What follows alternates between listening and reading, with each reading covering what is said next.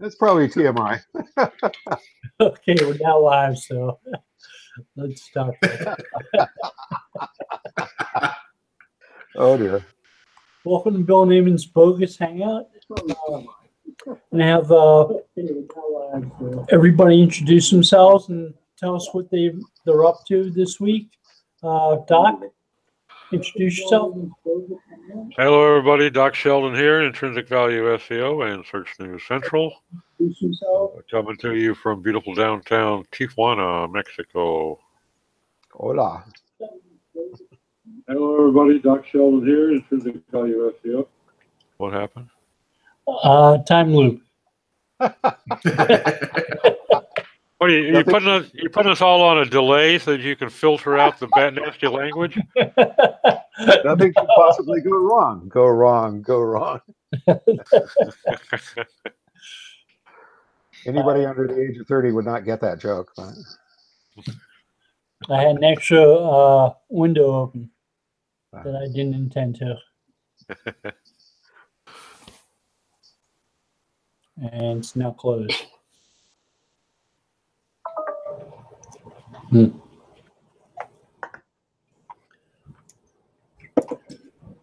And too many handheld devices that are running out of battery. Make sure they're charging.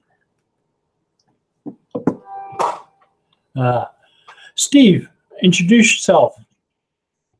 Steve Princer, Team Driven Media. Lately just been head down and working. Last week was Farmer Week, and this week is back to regular, not sweating for a living week. Sounds like fun. Tim? Tim Calling, A Servant's Heart, Web Design and Marketing. Let's see, what am I working on this week? Just heads down, kind of plowing through all kinds of stuff for clients, trying to get them more money. Actually, just for fun, I will add, I found a neato plugin, a WordPress plugin, that will allow you to share your new pages and or posts. You can select either or both to your Google My Business posts, so that it when you publish a page or a post, it'll put it out to your Google My Business listing as a post. So that's kind of fun.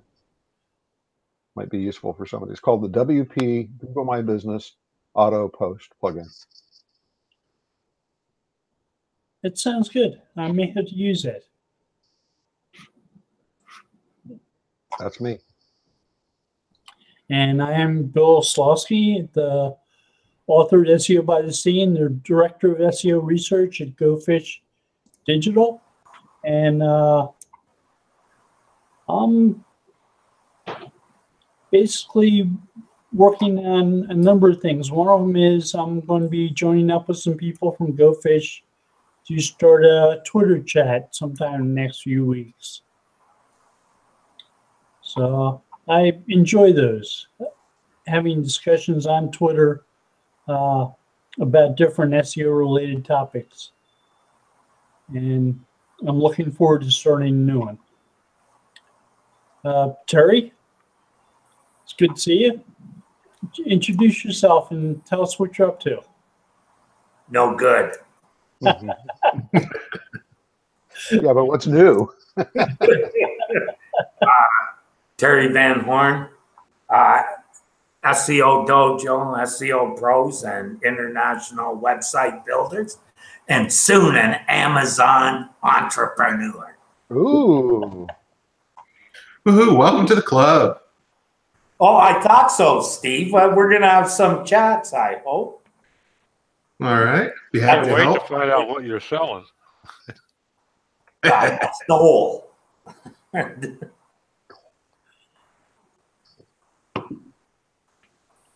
Bill, I see oh, sorry, go ahead. I finished a printer site I've been working on. Turned out well. Might be my last development job before I retire. And by retire, you mean you're going to stop taking clients? Yes. You're going to keep on working, but you're going to be doing stuff you enjoy doing. Yes. Hey, that's an interesting point. So what are you going to do with your existing clients?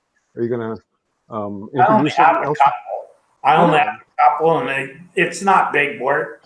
Some of it I'll probably be taking on some students and give them a hand starting out by, spreading around some of the work I was doing there. Nice. Nice. But I plan to keep, well, I'm doing some other stuff at the business center. I start some courses and stuff. I'm just tired of, dealing with the client. Think they know as much as me, They started drinking, drinking the Kool-Aid over at SCJ just last week, And they know better than I do. Isn't that like the best thing in the world when your clients start sending you links to articles on blogs or Warrior Forum or places like that? Look what I was reading over here at Warrior Forum. We should be doing this. I Let me send you that refund check. I enjoy when they watch what their competitors are doing, then want to do it too. So we looked at our competitors' XML sitemaps, and they're categorized. So can you categorize us? Will it help with rankings? I said, no, it won't. For what it's worth, that happens in a lot of professions. My dad's a retired family doctor, and his patients frequently would bring in articles they got out of Reader's Digest and stuff like that back in the day. There's some blog that the guy who wrote it doesn't have any accreditation at all. Dad retired before blogs were a thing. So. Oh, okay. Well, he was lucky then. Yeah. Somebody writes something on the inside of a matchbook cover and suddenly have 100 followers. Yeah, but they're all saying, "Hey, buddy, got a light?" Hey, I noticed Bill is sporting a WordCamp T-shirt. Yes. So he is. Yeah. So he is. And not the most recent one. He's a veteran. Actually, I've seen him at a couple, I think, here in San Diego. So I have an SEO topic. We want to talk about it? Sure. So one of the things that, you all know that I do a lot of work with small, local, either non-medical home care providers or small local, like home health practices and things. Some of them are bigger. One of the issues I'm running into with one of my sort of medium-sized ones that does home health and hospice in the Midwest is that, for a long time, we've produced weekly content for them that's, it's not terribly deep clinical stuff or anything, because that's not what our writers are not clinicians, but they're still useful. And now we're rethinking the problem of EAT, and the fact that the one I'm thinking of has turned down a little bit in terms of traffic, and we're looking at possible causes for that. And I'm thinking that one problem is that those articles aren't really attributed to an author that has any standing, and the clinician. This is a Midwestern situation, and I say that because they are a little bit more, what's the right word? Careful about the ethics of doing things like having ghost written content. Bottom line is the clinicians there don't really want to put their name on stuff that they haven't written. Right. And they don't have time to write it themselves. Yeah, they don't have time to write it themselves. Now, here's the thing. Almost everything we produce for most of our clients these days is a page, not a post. And so in the midst of all this too, the issue that arises is normally you don't see pages on a website attributed, a local website attributed to some author. And so, this throws up a bunch of questions. One is, should we start adding author information to pages in those cases? And if we wanted them, is there some way that we could have that not be highly visible, but still accomplish the purpose of having it recognized by Google as, you know, an author that we could begin to try to attribute some authority to. I don't know exactly what to do about this, but I suspect I'm not the only one in this situation. I would say the harder you make it to find it, the harder it'll be to rank it. Yeah. Certainly easy enough to add a byline to a page versus a post. Yeah. We can do that. What I saw, though, was a byline on the article is good, Doc. If you have an actual author's box, the bio at the bottom, the bio part of it, that's much better. Yeah, that's what I'd like to do. But I think it looks kind of awkward when it's on an internal page on a website when you do that. Just because you're not used to looking at it. How many people do you think know the difference between a page and a post when they're looking at pages on a website? That's a fair point. Other developers, the rest of them, no clue and don't care. Yeah, I agree. I understand. But then again, how many times do you go to a website for a local business and see an author credit on most of the pages, or the money pages on the site, the service descriptions and things like that? Not very often. Well, I think too that there's always ways you could do it where it doesn't look like, I mean, not a byline, for instance. It could be a blurb, and you might even experiment with varying those blurbs on different pages. Something like a small bio that would stress that this particular doctor, he might have 7 different pages with his bio on there, but there'd be 7 slightly different bios stressing the expertise that deal with that particular page, or some accomplishment or award or certification that deals with that particular page's topic. I think that would be something that would be more acceptable. I don't know, I would be hesitant to put it in a sidebar. I wouldn't put it in the sidebar. It should be in the content envelope, I think. Yeah, in the container. And actually, you could do even better by, instead of making, it doesn't say author's bio, right? Oh. I would start the author's bio with something like, in order to help you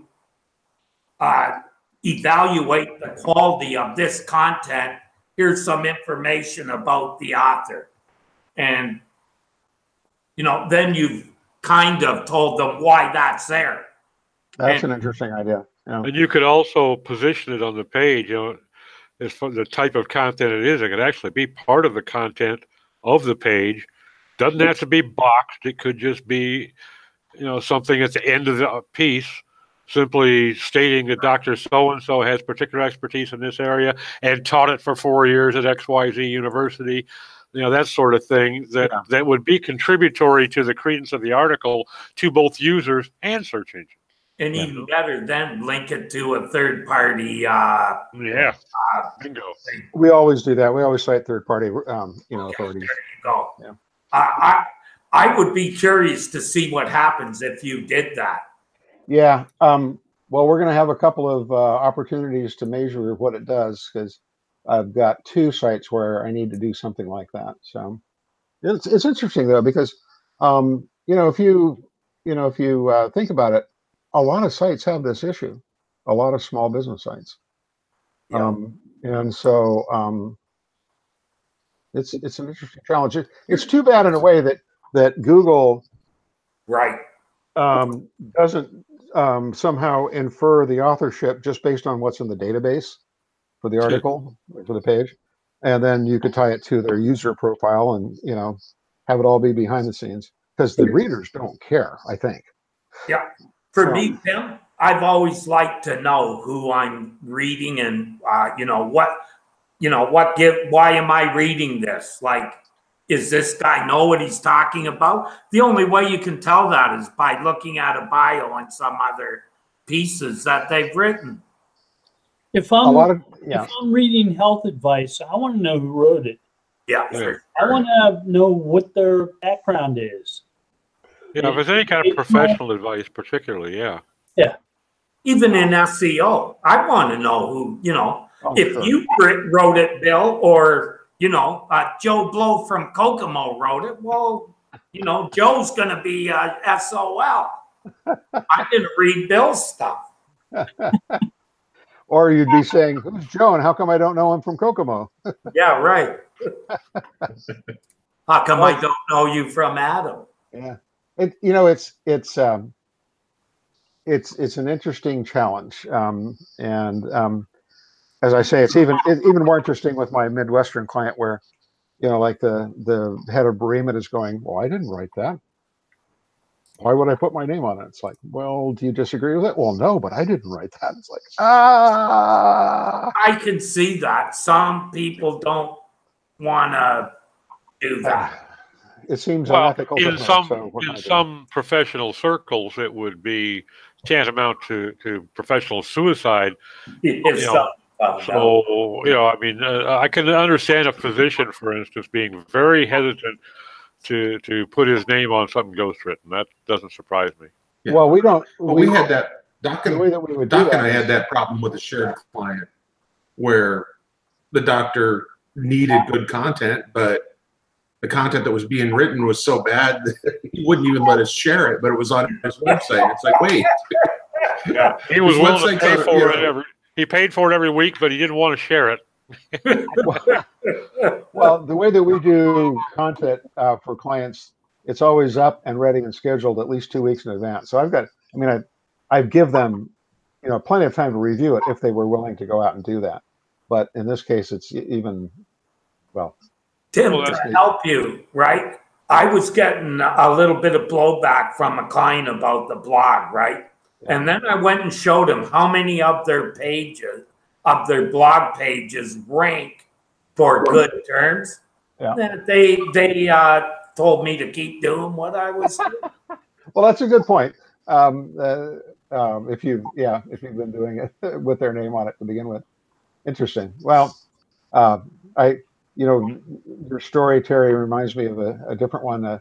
A friend who is now a client had his blog being written by somebody he barely knew.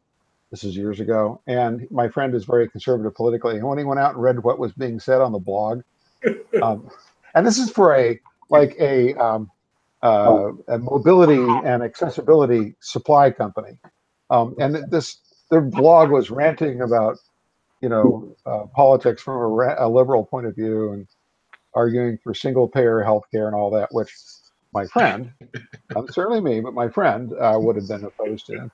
I said, "Hey, did you read this?" It was fun, real fun. Not long after that, he became a client. So, anyway. Tim, one other idea that you might consider, if you have some pages that you want to try to get some sort of attribution on, but it seems really awkward to have anything resembling a bio or a byline. Yeah. You could simply use a byline of, let's say it's Acme Clinic or Acme Hospice Care. Then you simply use the byline for Acme Hospice Care and make sure that the site is showing Acme Hospice Care is owned by this individual or this corporation. Then the search engine will make the connection, and the users will not be slapped in the face with something that seems terribly out of place. That's interesting. I don't think it's as effective as the other route, but sometimes there will be instances where it just seems really awkward to do that, and that might be another option. An interesting idea if it would work. I don't know that Google would make the leap, but maybe they would. Interesting. I wouldn't be very inclined to think they would. Everyone's going to name their site Institute now. It's in your life. Yeah, we'll convert it to an edu TLD, right? That'll work. Yeah, there we go. I saw a site here just a few weeks ago. Somebody shared a link with something. I looked at in an email. I looked at the link, and they had set up an edu subdomain. Oh, nice. And I thought, okay, that's a backhanded way of trying to be sneaky. Not real bright, but okay, E for effort. so when you say subdomain, was it like domainname.com had a subdomain that was like something.domainname.edu?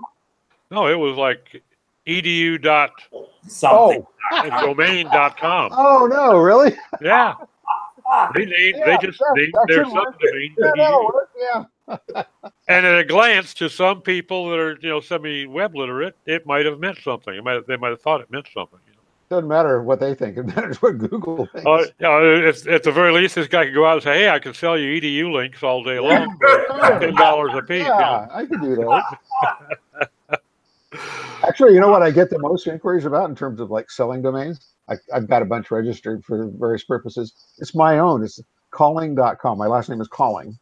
And at least a few times a year, I get people asking if I'm willing to sell that to them. Sometimes with that same last name, sometimes for other purposes. But very strange. I keep telling them, well, everybody has their price, but mine would be pretty high. I saw Rob Woods this morning on Facebook was saying that he'd been contacted by some musician, a young, supposedly up-and-coming musician named Rob Woods. And he's being forced to use robwoods.com or I don't know if it was domain. I think it was for his Facebook profile. I'm sorry. But he's having to use Woods with 3 O's because Rob has the one with 2 O's already tied up. He wants to buy it. there are, for instance, my Facebook ID isn't Tim Calling because there's a soccer player with that name that got it already or something. Anyway. I wonder who owns jeffbeck.com. or Jeff, is it Jeff Bezos? Whatever, I can't think of his. Not Jeff Beck. There's 2 musicians. Their names are both Jeff Beck. Oh, I didn't know there were 2. I know the name. I didn't know there were 2. Huh. Yeah, there's a modern guy too.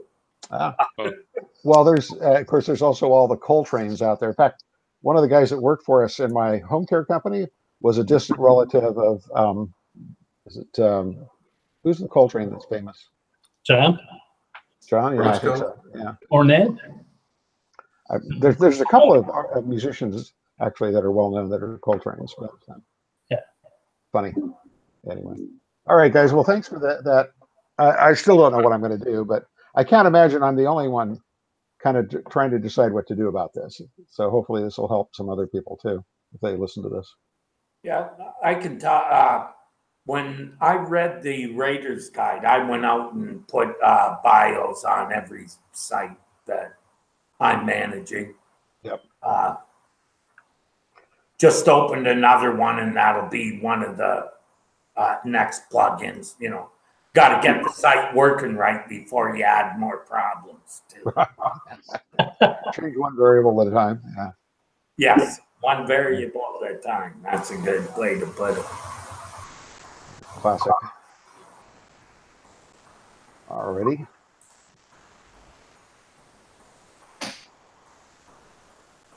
Yeah, I updated some about pages after that Raiders Guide came out.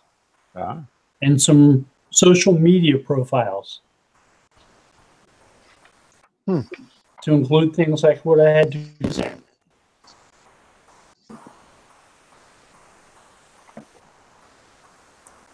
Some kind of funny sound in the background. Yeah, I got a fan not too far away. kind of a humming background. The fan. Might be the yeah. Bill, I didn't quite hear what you said about social media profiles. I updated some social media profiles to include more information in them, like degrees. Okay. I just turned off my camera to see if there was a bandwidth issue on my side, but it's not. I'm still getting fuzzy sound. Same here, especially when Bill was speaking. And I'm hearing myself echo with that same staticky background to it.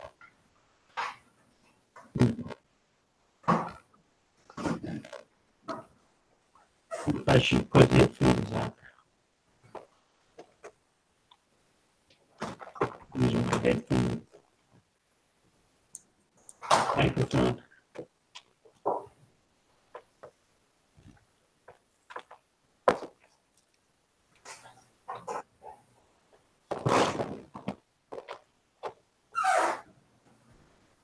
Someday I want to go fishing with Steve. Me I see all too. these pictures of him fishing. Last year, had him just about ready to jump in his truck and drive down here. We're going to go out after albacore down by Ensenada. Give me a call if you do. Hey, it would be nice. The problem is, I don't know if he would be willing to go. By the time we get down there and see the quality of boats, these guys are ready to take you 300 miles out there on a 22-foot Boston whaler. It's not fishing; it's an adventure. I'm telling you, it's a bucket list item. Hey, it sounds better.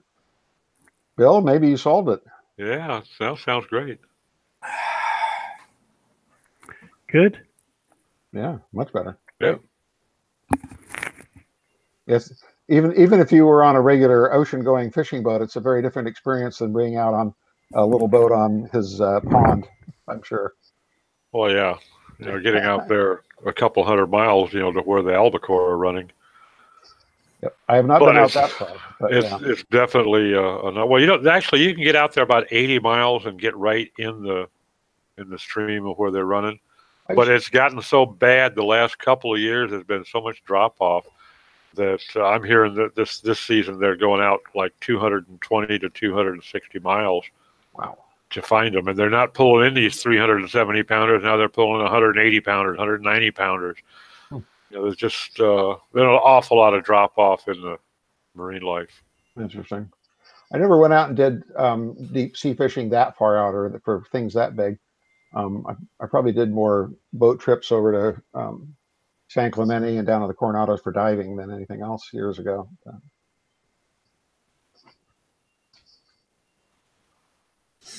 Anyway. So spending a week out on the ocean right now would be a nice break from digital marketing. Coming back would sure be a bummer, though. all the emails and problems that are waiting for you. That's the problem always. Yep. Well, it's good to be loved, right? Or wanted or needed. Well, the funny thing is, every time something changes, it actually, of course, brings up all kinds of new opportunity for guys like us. But I know it's annoying as hell for the clients, and it can be for us aggravating. But change keeps us in business. Well, a lot of times I find them screaming, why didn't you see this coming? Or why didn't you know that this was likely? I forgot to call the guys at Google and ask them this week. Dang. Yeah. You mean they don't call you first? Yeah. Well, I've been trying to train them, but Yeah, Sergey's been really uppity lately. He never returns my calls. actually, I have a number of former, colleagues that now work at Google and other places, but I even if I presumed to ask them for that kind of insider info, I would never get it. They're very careful. So.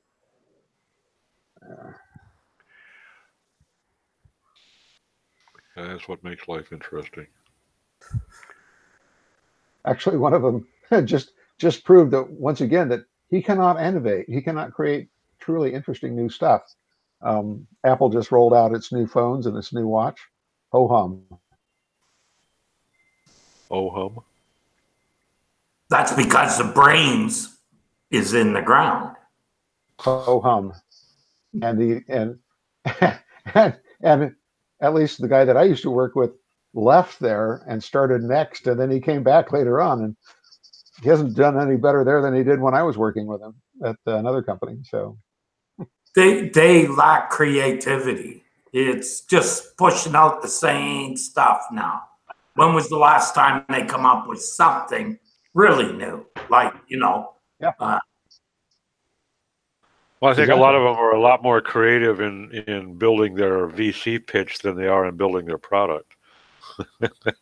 building their wealth. Yeah. Live like a king for a couple of years until the VC money runs out, and then go start something new. Happens all too often. Been through that once. That's enough for me.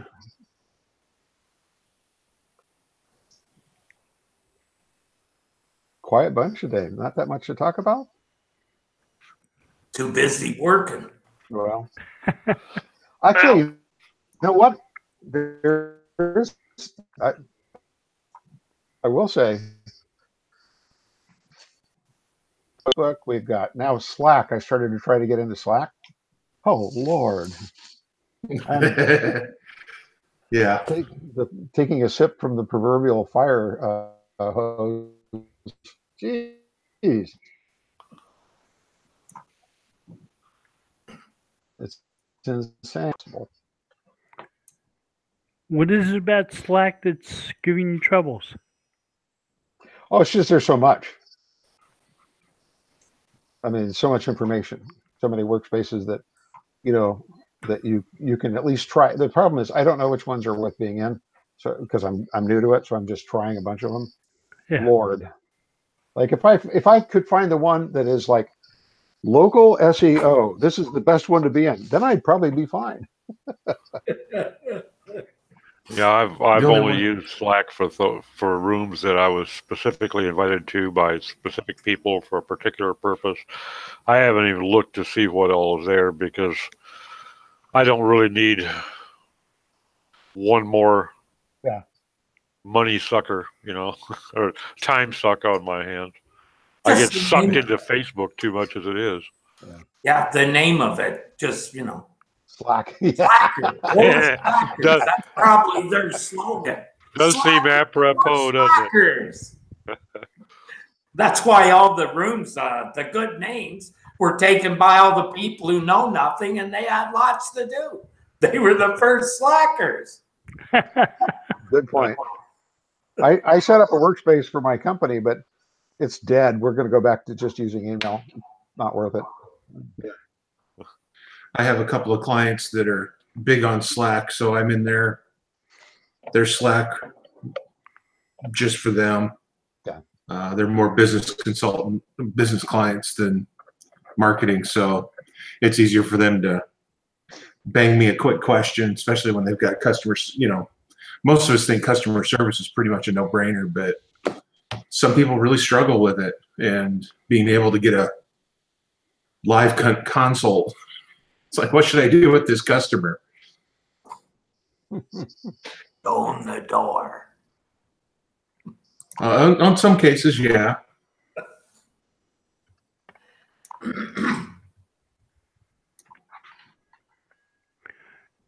Now, we use Slack at Go Fish Digital, and we've got about a little bit more than 30 people, so it's helpful. Yeah. We have rooms for individual client projects and different subject topics, and it does get a lot of use. It spurs some good conversations. My only thought on the whole thing is we already had this with IRC. How is Slack any better than IRC? Or Skype. You know, well, I mean, already have. Skype's got a lot of overhead.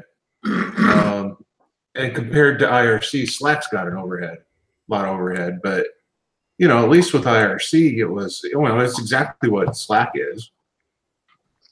Well, you could say the same thing about a listserv, but nobody uses those, or almost nobody anymore. But it was invented probably before most of the users were born.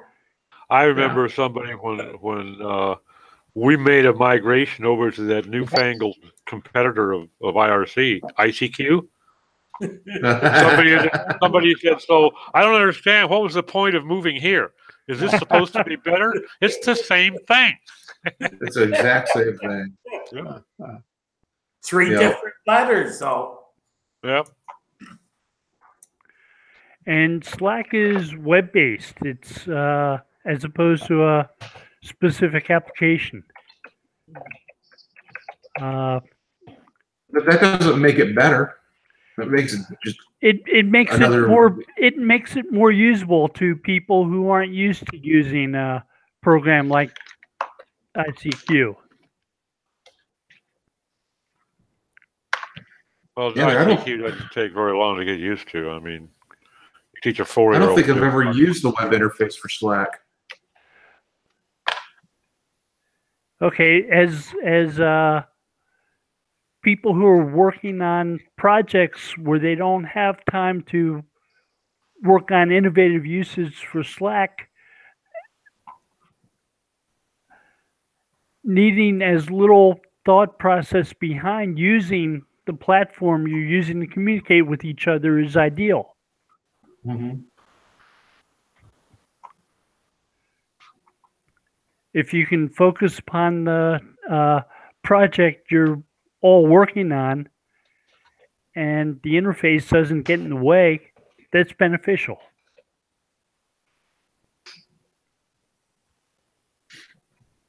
Yeah, and I think that, that's especially when the larger your team gets. You've got 2 or 3 people collaborating, it's one thing. If you've got 20 people on a corporate team having to contribute from 5 different departments, the odds are there's going to be at least 2 or 3 of them that haven't got clue one and are unteachable and will never figure it out. They'll not know how to receive or send a file or check their messages or whatever. There's always going to be some weak links.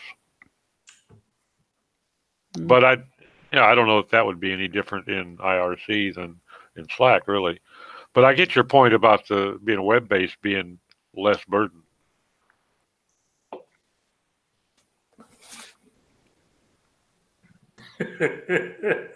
I can almost read Steve's mind. Disturbing, isn't it, Terry? Yes, that look tells me.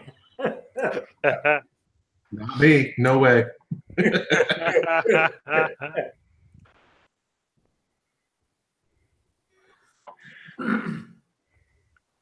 They still use the IRC over at Webmaster Radio, right?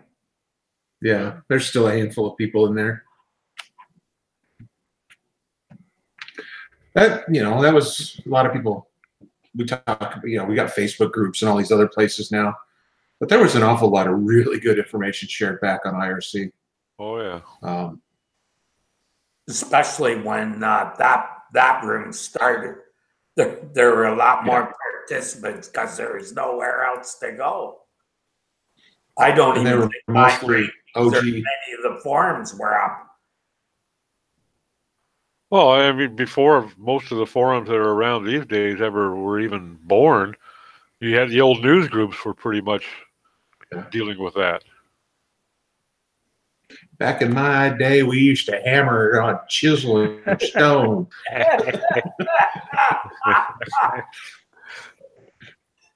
Edit in a post meant scraping down the hillside.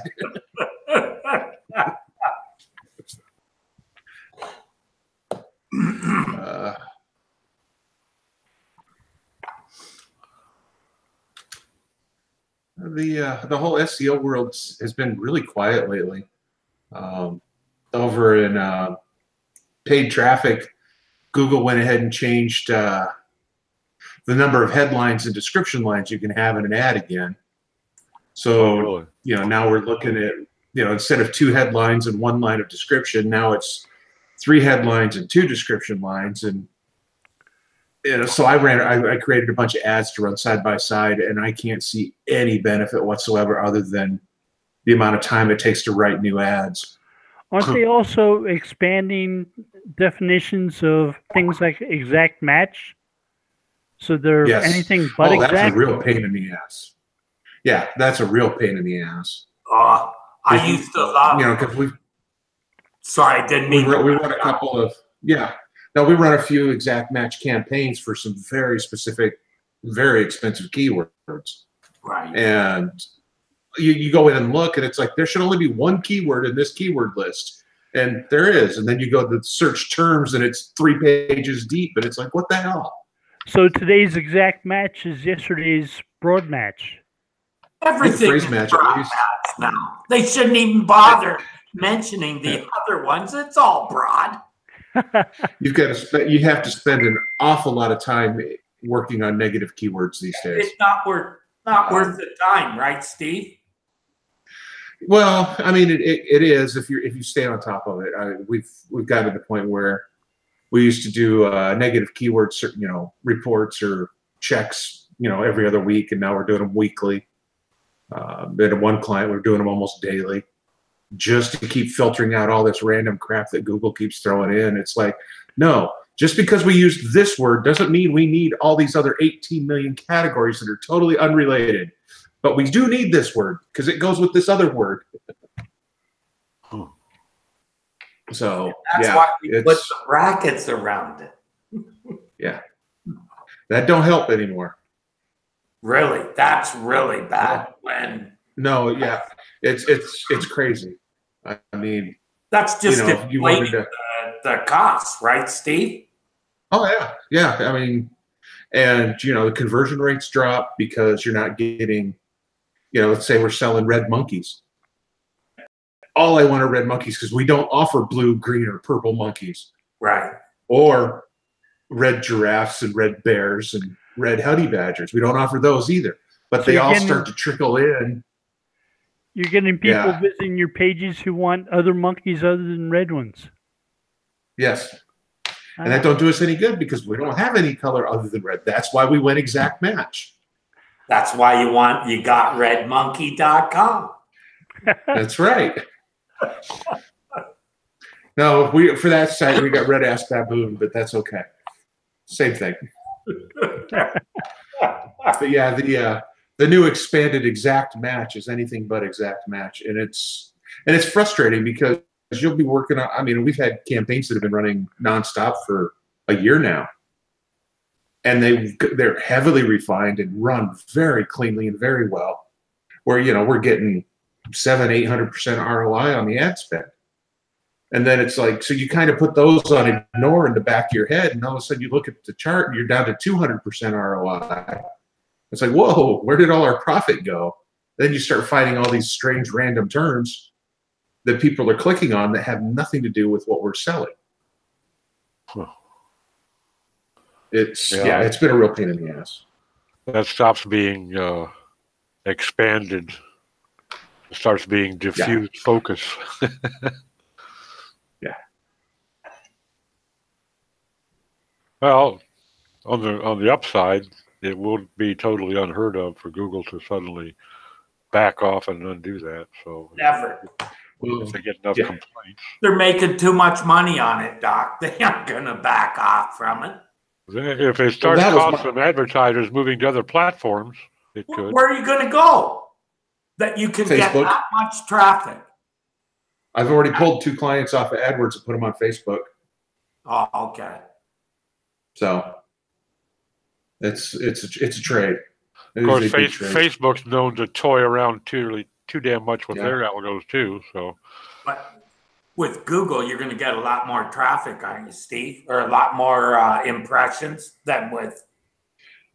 Yeah, but if the impressions don't convert, who cares? Well. Oh, okay. I mean, that's at the end of the day, that's all that matters is whether they convert. I'm working with one new client. I had one client come to me. They make their own product and they wanted to do this super fancy website and all this other cool stuff. And I talked them out of all of that, and we're just going straight to Amazon. Yeah.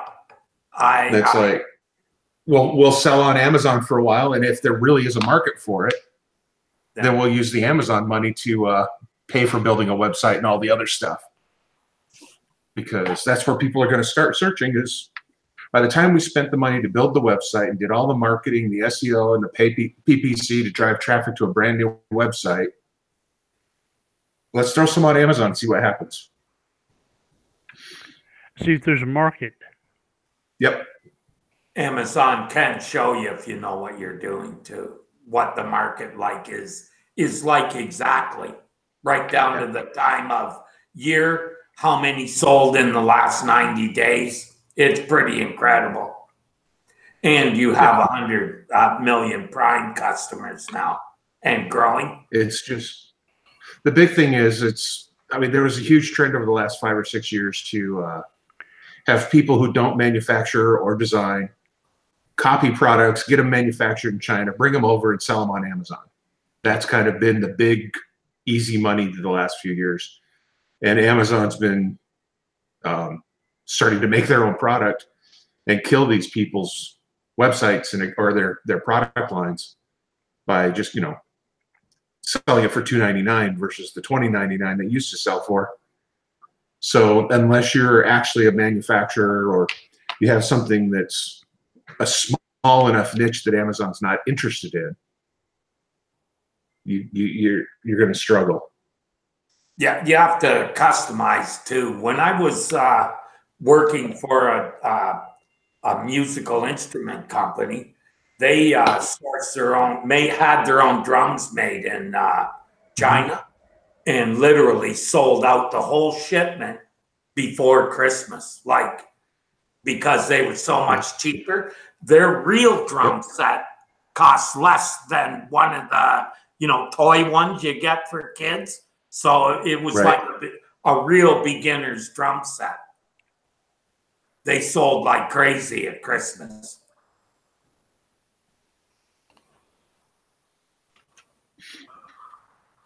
It is cutthroat over there, though. And they just had something happen over. They got a bunch of people arrested in China for fake reviews and all that kind of stuff going on over there. Oh no, there were Amazon employees taking payment to remove reviews from other people's listings or remove bad reviews from your listings. It reminded me a lot of DMOZ. Back when that director used to be around, and they'd go around swearing up and down, none of our editors take money. It's like, well, sure you do. These 5 do right there. I get you anything you want linked. And same thing's happening on Amazon now, where actual Amazon employees, and they're feeding out sales data. So people who are looking to figure out what product niche to get into next, they'll pay for some back-end sales data so they know where they can get in easily. It's interesting what's going on right now.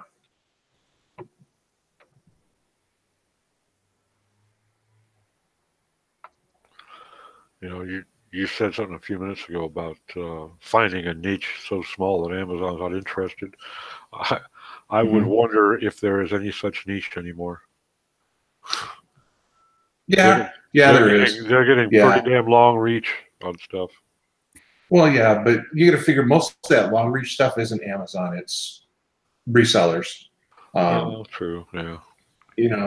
Amazon now has their own brand. I forget what it is. It's like Home Goods or something like that, where you can tell the stuff is really profitable because then Amazon will start selling it under their own brand.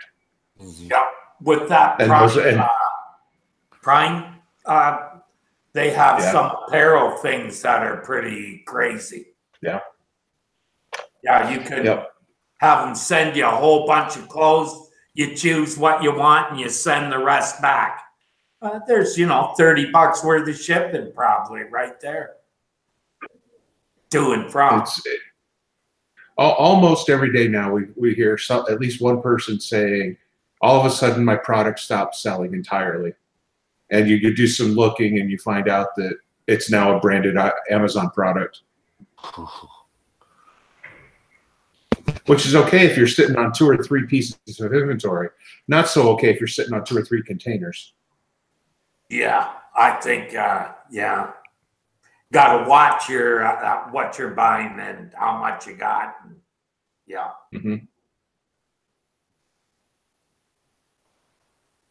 The nimble guy makes the money there, I think. That's my opinion.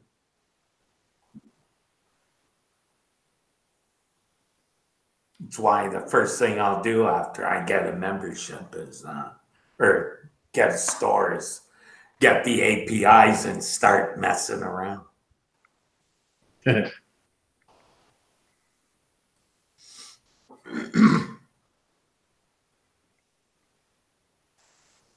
Doc, you look cold over there. No, not really. I'm just had to get up at 5 a.m., get on the road to the doctor's office this morning, so I'm half asleep. Yeah. I only had time for 1 cup of coffee before I left, so I'm in a pissy mood. I was going to say, I don't think coffee's the cause of that. It's Tuesday, isn't it? Say what, Terry? I said it's Tuesday, isn't it? Yeah, that's the other thing that pisses me off. Darn kids in my lawn, all that good stuff. You go up to San Jose or to the States, or no, here. Be the medicine man down there. Yeah, medicine man. Guys Guys older than me got a huge head of bushy white hair, and had some fun with him this morning. I'm laying there face down on the table, and he's lancing this cyst on my back.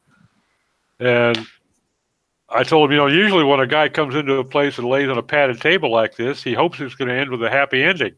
The nurses didn't understand because they didn't speak any English. So he's explaining it to them in Spanish what I'm talking about. They started giggling. Then when he got all done, he finished putting a new bandage on me. He slaps me on the ass, says, "Okay, there's your happy ending. I'm done."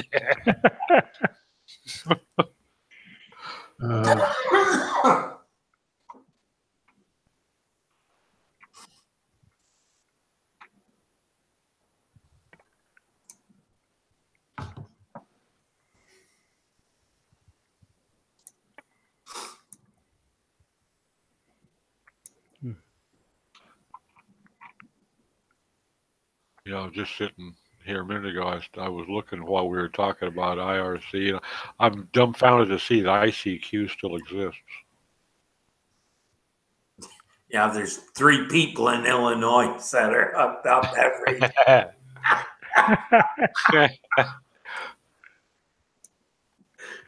Yeah, I don't imagine it's got a heavy burden on their servers. Well, we got applications like WhatsApp, which is really popular these days. Oh yeah, I've got it on my phone. It's handy. And Android Messenger just became web-enabled. Oh, I know what what happened the other day? Chrome actually said that ESET node, my antivirus protection, should be removed because it interferes with Chrome. Really? Yeah, I got the same message. I don't think so. You know why? I think it's because they're also, when I go to a website, even if the cert is working now, I get a message from them saying, in the past, this site has had the cert down. In other words, I get a history of the cert. I love that for clients and stuff. That's very useful. And Windows 10 is telling people not to install Chrome or Firefox. Oh no! By all means, everybody should be using Edge, right? Yeah. There's no slant there at all. No. I still have my Mosaic 2.0 discs around here somewhere. Yeah, I still Going old school. IE 11. I do just banking on the Edge, and Chrome. I do mostly development where those stupid editors in WordPress, the add-ons, they don't work in MSIE. So you got to have Chrome or something newer than I think I have version 11 of MSIE. Yeah, it doesn't work in that. Well, Jesus, nothing, I don't know. Well, these Hangouts aren't working in Chrome anymore. Not sure why. Oh. No, they're not working in Firefox. Oh, okay. Oh, Yeah, okay. I was going to say I'm watching it in Chrome right now. Yeah. Right. So I had to install. I'm using Chrome with another Google login. So I installed IE so I could run this login with that exclusively, rather than switch back and forth.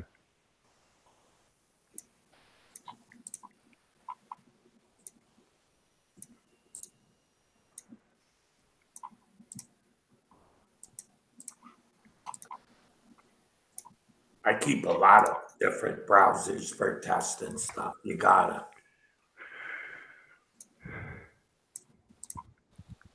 I can't think of one I run. The last time I ran Opera, for instance. Do people still use Opera? No, I never did. I have no idea. They haven't even seen it in years.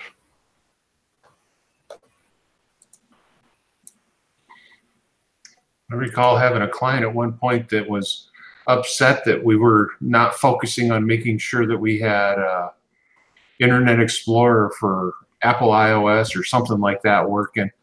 Maybe it was an old version of Safari.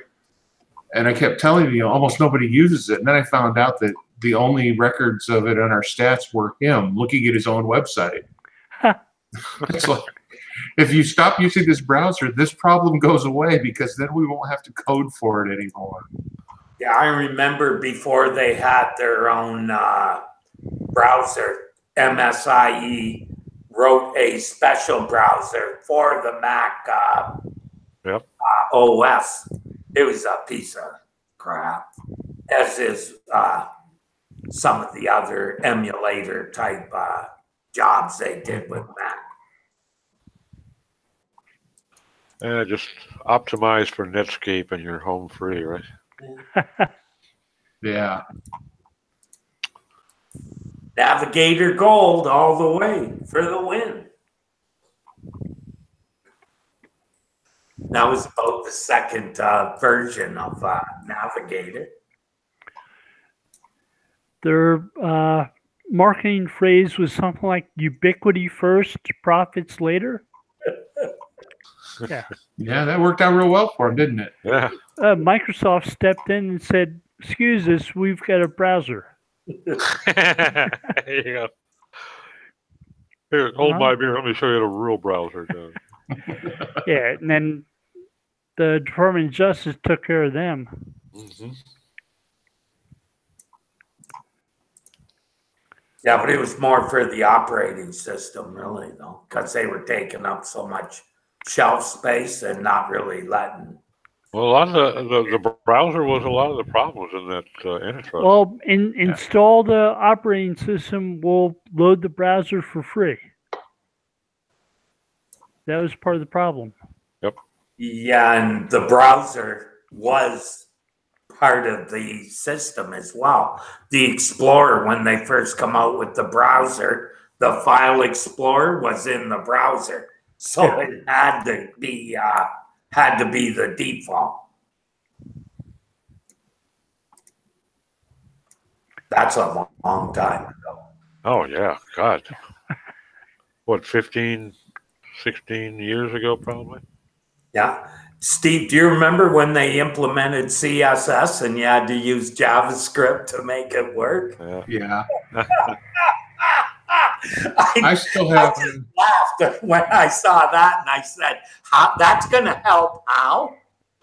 I still have one of the ancient websites we wrote back in the 90s hosted out there online somewhere. And the first page is a plain white page that says, "Choose your browser," before it lets you into the website.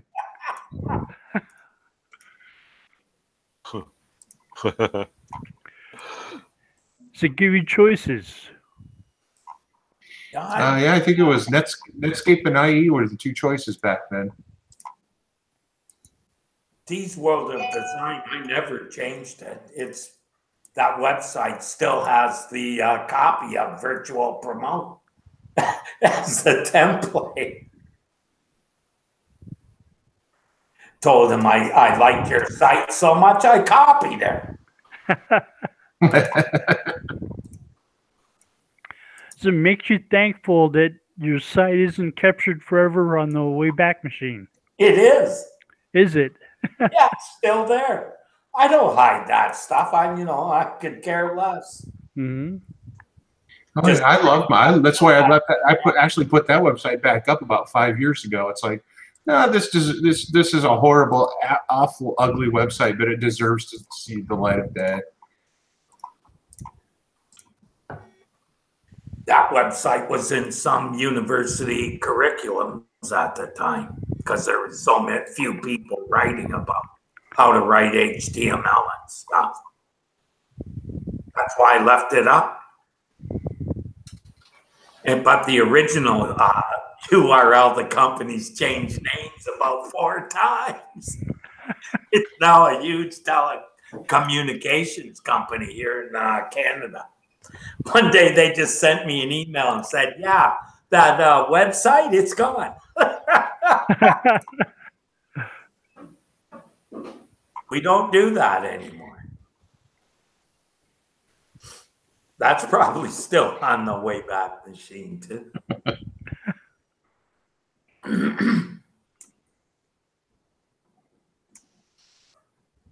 Because they still hold the internal copies of what they originally found, right, Steve? Probably. Yeah. Sometimes the images are broken. But usually, if the site's still up there, the images often are too. Oh, you could look at versions of SEO Pros that have not been around, and the images have been gone for 10 years.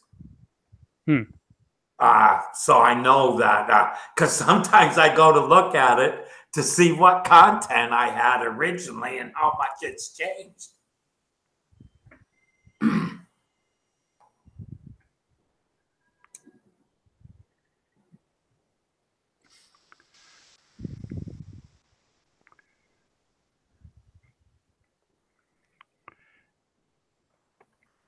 Yeah, I check on my site every once in a while too. SEO by the Sea.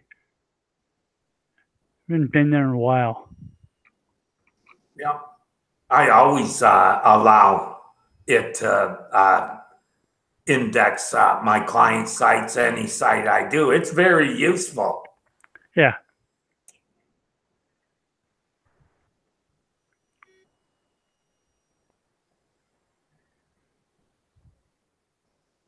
Good for the forensic stuff, especially.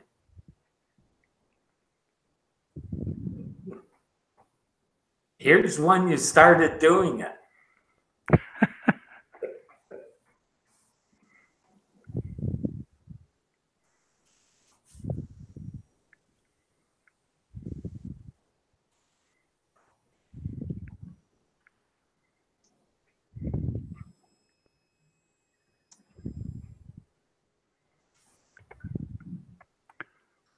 We'll sit here and listen to Bill breathe for the next 5 minutes.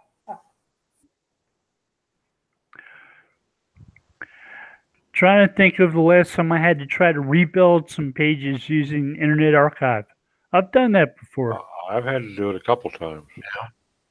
Once when I stupidly destroyed my database, and once when I, because I was depending on backups from my host.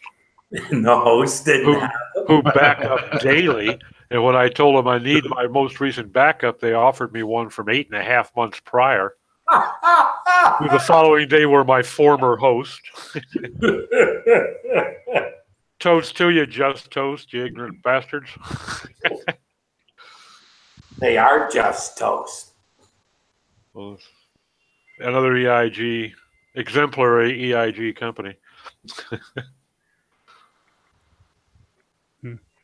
And then the other time I just, apparently the hosting company just went tits up.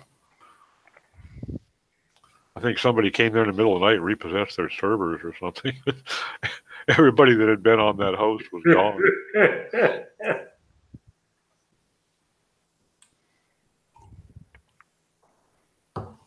But yeah, it's frustrating, you know, when you know you had a lot of images and they're not there in the archive.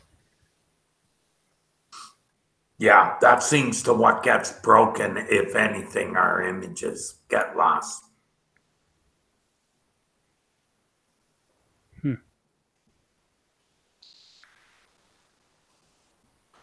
Excuse me. Well, it's top of the hour. So I think we're going to close down the show for today. Thank you all for joining us. And have a good day, everyone.